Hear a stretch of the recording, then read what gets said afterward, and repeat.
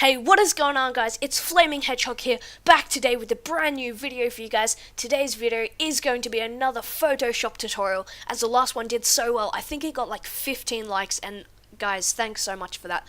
Like 15 likes, it's the most liked video on my channel. So if this video can beat 10 likes, I'm definitely going to keep making videos. I haven't been able to make videos for about the past 2 months with school and everything, and my computer is kind of bad in general for making gaming videos. Photoshop videos, it's no problem. So definitely leave a like down below if you want to see more Photoshop videos, and leave a comment on what kind of content you guys want to see on my channel. But without further ado, let's get into this tutorial. Meow.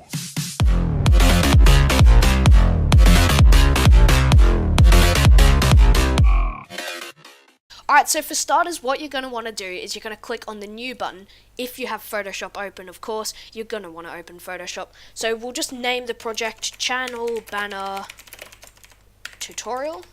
There we go, easy enough. And we're going to make sure the document type is default Photoshop size. Now we're going to set the measurements into pixels, and we want to make sure that the size, the width is 2560 pixels and the length is 1440 pixels. This is the best resolution you can get. It's the one that YouTube likes the most, so your banner will be looking the best that it could look, I guess. So for starters, we're going to want to add a new layer, and we need to add a template in so that YouTube likes the banner, because there's some instances, when you try and make your banner without this template, it doesn't work, and YouTube kind of makes it look stuffed up. So all we need to do to fix that problem, you can't see it, but just right above my mouse I've got the file button. We'll click file, place embedded, and we'll wait for this. So I've got a little folder called Channel Banner Tutorial, which is everything that I need for this video in. We'll see what all of this stuff does, but we want to insert this template here, and we'll click place once again. Sorry, that's a bit cut off. And then we'll just hit the check button. So as you can see here, it's really nice. It gives you lots of detail, text and logo, safe area and whatnot. So what we want to do now is we want to get rid of this bit. So all you need to do is select your rectangle tool, which I have pre-selected. If you didn't see that, you just click on your rectangle tool. Make sure the fill is set to black. And you just draw a rectangle in, and you line it up as close as you can with that line on the template. And we'll do the same for the bottom part here. So what this does is it basically creates a border for YouTube, so the only part that you see in the banner is this part. So I'll pop up an image on screen right now of my banner, and you can see the black bits, but YouTube just ignores them. If you go into the channel, you'll be able to see that the black bits just aren't there, it's just this middle bit. So now that we've done that, what we can do is we can just delete this bit here. And that gives us all this area here to work with. All of this white area is what we can work with. And you need to make sure that anytime you add text or a new layer or an image, you need to keep it below these two rectangles, because if it goes over it, once again, it will stuff up and your banner won't look as good. So basically the purpose for this tutorial is me showing newer YouTubers and YouTubers that want to start out how to make your channel look really appealing. Like, I've only started using banners for the past 5 months or something, when my YouTube really started getting a couple of subscribers each week. I know it doesn't sound like a lot, but I'm at 52 subscribers, guys, and that is a crazy number for me. 52 of you guys watch my content. I'm so happy with that. If we can make it to 100 by the end of the year, I would be stoked. But let's get back on track. So what we need to do is now we go File, and we'll go Place Embedded. This is when we want to find a background. I've just got one saved from Google Images, a green background. It's all that it needs to be. It doesn't matter if it's too small, because all we need to do is just hold the Shift button and extend it. And then we'll just extend it out one tiny bit more, and we'll hit the check mark. And then there you go, there is your background. So that's the first part of this already done. We're smashing it. Now what we can do is we can add a new layer, and we'll put some text in. So we'll just click on the T for text. And once this loads up, I'll just pick a font. My favorite font, this is the font that I've used for my banner, Obelix Pro. So, I'll just go with that. So as soon as this loads in, I'll select this Obelix Pro font. It doesn't matter, it can be bold, it can be italic, it doesn't really matter. Whatever floats your goat, as not many people say. I presume I'd be the only one that says that. So yeah, we'll just pick the regular one. So what you're going to do now is, now that you've got your font, is you go into the font size, and I reckon maybe 100 might be too big, so let's go 75 and we'll see what happens.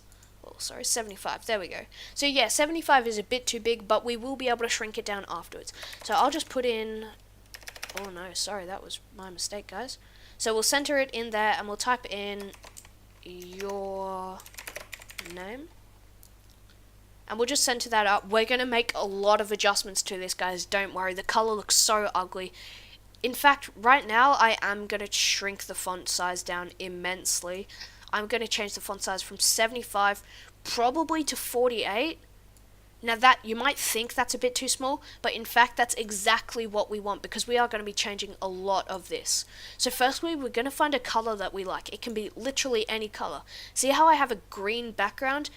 We might go with a cool looking gold color. I don't know, we might go with yellow. You can honestly go with anything. Screw it, I'm going to go with a pink color, guys, because, you know, pink is pretty cool.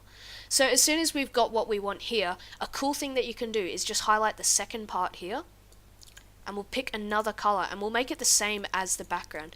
This kind of gives it a cool looking effect. You guys obviously don't have to do it, but I kind of like the look of it. We are going to add a lot of effects onto this now, so you'll be able to read it a lot better. So what we're going to want to do is we'll go into the text and we'll right click and we'll go blending options. So this gives us a whole bunch of settings, but all you need to focus on mainly are bevel and emboss, stroke, gradient and color overlay, and drop shadow. So this gives you a bunch of effects that you can mess with. First, we'll use the stroke tool. So you'll tick on stroke, and you can add a stroke. You know, it gives it the border on it, so you don't want it to be like a lot. But 5 to 10 is generally good. 7 looks really good, so I might stick with that. But you know, you can always drop it down to like 1 gives it nothing basically. Whoa, 40, that is way too much. So I'll put a stroke of 4 on. This just gives it a really nice border. So we'll get this back up, and then we'll go into the gradient overlay. This is one of my favorite parts of this. If we just set the angle to straight and you select a black and white overlay and change the opacity from like it would be on 100, but if we just put it onto 10 or 30, it's the exact same as my profile picture tutorial. It gives it a really cool metallic-y effect. That's an effect that I really like. So we can just keep it like that. Now we're going to click on the drop shadow, and obviously that is way too much. So generally you can have the distance 0, the spread 33, and the size 33. Then you can just change the spread down, just mess around with the numbers, you know. You can get whatever looks right to you. So now that we've got this, we're going to add another layer. And this is going to be where we'll add all the social media and everything. So once again, I'm going to go File, Place Embedded, wait for this to pop up, and we're going to add the Twitter logo. So if you guys have a Twitter, I have a Twitter, which is why on my channel banner I have my Twitter. Go follow that for some updates and just, you know, some cool tweets.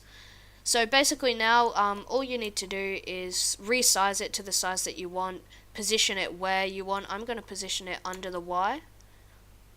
I reckon that looks pretty good. Just hold shift to keep it in a square. I'm going to position it right under the Y and hit tick. So once that check mark has been selected, it looks pretty good. Now I'm going to add one more layer, and we're going to add some more text, but obviously we're going to have to shrink the font down to probably 16, and we're going to put our Twitter here. So at, once again, your underscore name. So that would be where you'd put your Twitter. So then you just position it wherever you want, hit the check mark, color it however you want. I'm going to color it pink to match this. Oh gosh, that is not the pink that I wanted. Right, let's make it a bit more pink. Highlight it, and there, I reckon that's about the pink. And then once again, we can go right click and blending options. And what's really cool about this, what's really cool for Photoshop doing this, if you just tick the same boxes that you had ticked before, it has the same settings preset. So you can just mess around with this just a little bit. You might want to make the stroke a little bit smaller. So there, that looks really good, and it looks really professional. Now what's really cool is you can also modify the Twitter logo. So just by right clicking and going blending options, we can add the same effect. So we can add a stroke, which is a nice little back outline. You can do, well, not 32, that's way too much. Probably 2 would be a really good stroke. And then we'll go back into this, sorry guys, and then probably gradient overlay makes it look really nice, but it does look a little weird sometimes. And then you can select your paint bucket tool, and because this is pink, I might make this the green color. So if we go into our green and we'll just click and we'll press rasterize, click, And then there you go, the Twitter logo is cool green. It is a different green to what we have over here, but you know, just messing around, time will tell when you can get it the right color. That looks about right. So now we're going to add another logo. This will be the last kind of section. We're going to be adding the Twitch sort of symbol. So if you are a streamer or you want to get into live streaming, you can go into, whoa, sorry guys. You can put the Twitch logo in and it will have your Twitch account or whatever that is. I don't really know much about the Twitch website itself. I know it's like live streaming. Obviously this has come in way too big. I've just had this saved off of Google Images. But all you need to do here is we'll just put it in there. And then boom, there's your Twitch logo. So we'll just hit the check mark and we'll right click and we'll add some cool looking effects onto this. Hopefully so it looks a little bit more visible. We'll see what happens when we add a stroke and whatnot. So yeah, that looks actually really cool. That gives it a really cool looking effect. What happens if we add a drop shadow? Whoa, that is crazy. Alright, let's tone that down a lot. You know, I reckon it looks good with just the stroke. Just the stroke makes it look cool. So then what we can do is we can tick the paint bucket again and we'll make it a pink color now because we made the Twitter logo green. So once again we'll just click rasterize and we'll click it and then there it turns pink and that's so cool. Now the last step is all we need to do is we need to add a text that has your Twitch name in it. We'll make this font green because we made the other one pink and we'll just press in there and I don't know how Twitch works, so I guess we'll just go your_name1 and we'll just put it into position, hit the check mark, and then we'll add some final effects onto this, just a stroke, because we know that the settings are going to be pre-saved, and we'll add a drop shadow, add some size onto that, add some spread. And then there you go guys, that is your banner. That is what your banner will look like. Obviously you can do so much more to this. I am really only a beginner at Photoshop, but I just wanted to show beginner YouTubers how to make their own channel banner. Now all you need to do is just hit File, Save As, Channel Banner Tutorial. I guess we can call this Finished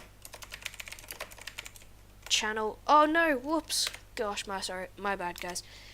There we go, and we'll just change the format into a PNG. That's the smallest file, so it works the best. We'll hit save, we'll wait, we'll press OK. You see it's the smallest and it's none. We'll press OK, we'll minimize Photoshop and it should appear. Where will it appear? Where did I save it to? And here we go. So it should save to your desktop. I had accidentally saved it into this folder, but then once we open it up and we'll be able to see it in all of its glory.